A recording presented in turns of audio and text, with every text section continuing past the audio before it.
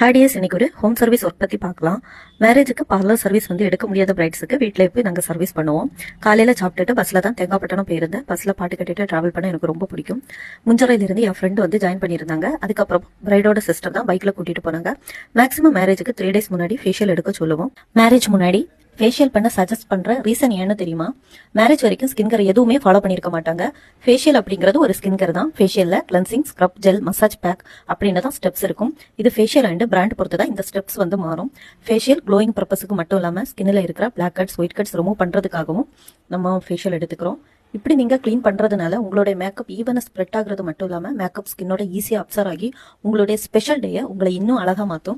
இவங்களுக்கு O3 facial தான் பண்ணது. ஸ்கின் கேர் ஃபாலோ பண்ணாம இருக்கிற ஸ்கின்னா இருந்தாலும் இந்த ஃபேஷியல் சீக்கிரமாகவே ஸ்கின்னை ப்ரிப்பேர் பண்ணும். மேரேஜுக்கு 1 month முன்னாடி ஒரு ட்ரையல் ஃபேஷியல் மாதிரி எடுத்துக்கோங்க. மேரேஜ் முன்னாடி ஃபேஷியல் எடுக்கும் போது ப்ளீச் அப்ளை பண்ணாம ஃபேஷியல் எடுத்துக்கோங்க.